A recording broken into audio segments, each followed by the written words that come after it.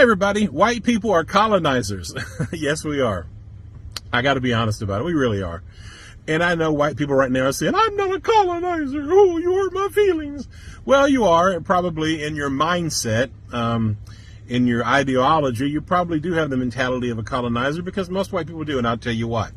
500 years ago, our colonizing culture, white European culture, was born. And we set out to steal things, resources, and that were not ours. We colonized, we enslaved all over the world. We enslaved Africans. We tried to dehumanize them and tell them, manipulate them, and gaslight them by telling them that they are not equal to us, that they are as an animal, and that the only real human are white people because we are superior. Used white supremacy, another gaslighting technique, to manipulate Africans and brown people into subjugation and thievery and murder and genocide and all the stuff that we did, atrocities, all the things that we did during the colonialization period, all the horrible, horrible, horrible, horrible things that we did. We used the gaslighting techniques, the lies, the narratives, the justification, white Jesus, religion.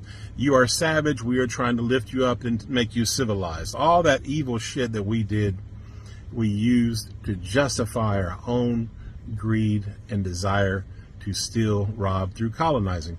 And so our colonialization culture was born as white people.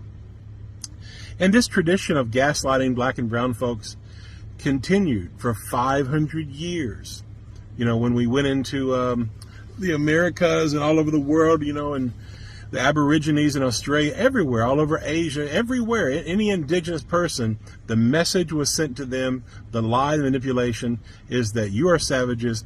We are going to help you, and white Jesus will save you. And the white man is superior to you, and you need his guidance.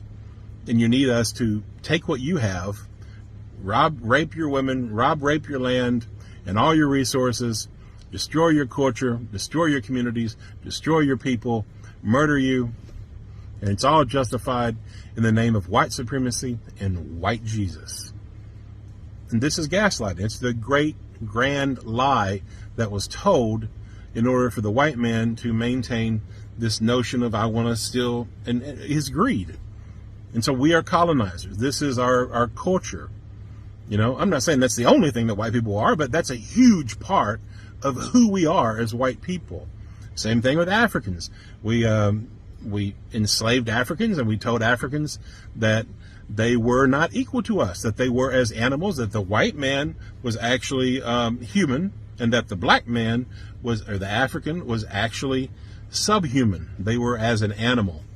And we proceeded to tell them these lies and gaslight them. And when they complained, we said, well, that reality is not real. You are justly being abused and enslaved. Everything that we do is justified. And if you think it's injustice, you're just confused. You don't know your place. So this is gaslighting techniques. And this is the mentality of a colonizer. And all this shit is still going on in white culture today. I don't see color. All lives matter. All that shit is just gaslighting black people. And it's infuriating. Because this is what bullies do, and white culture is a bully culture, an abusive culture to black and brown folks today and yesterday. But I want you to understand something. We have a colonizing, gaslighting mentality as a white people. And that is why black and brown folks are so fucking sick of our bullshit, of telling black and brown folks that it's their fault and that they're the racist and that white people are victims, that we somehow live under black supremacy. I've actually heard white people say that the real racist today is a black man, is the black person. That's the real racist. They like to pretend that they're somehow being oppressed by some kind of black power structure in this country, when we all know that there's only one power structure, and that's a white one. Everything is designed and dedicated and biased toward whiteness in this country.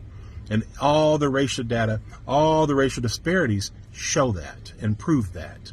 Just a simple little bit of research shows that every single American institution caters toward white people.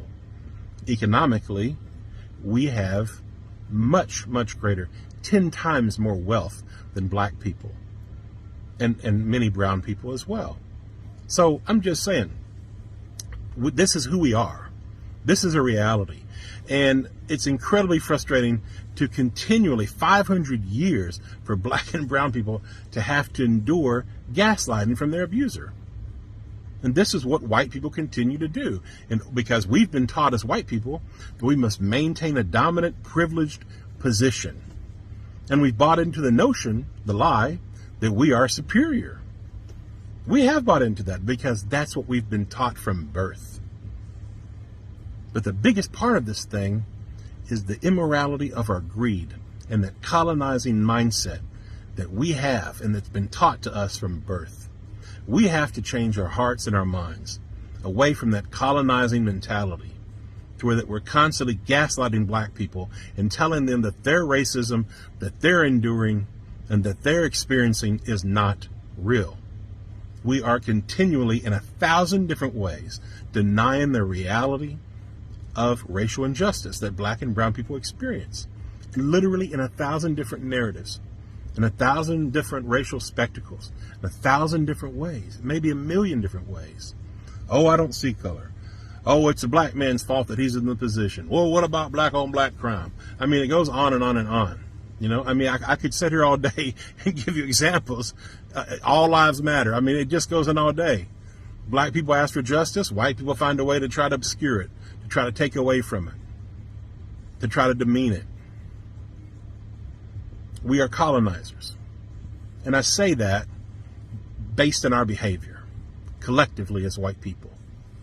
And until we stop being gaslighters and colonizers, white people are on a path of self-destruction.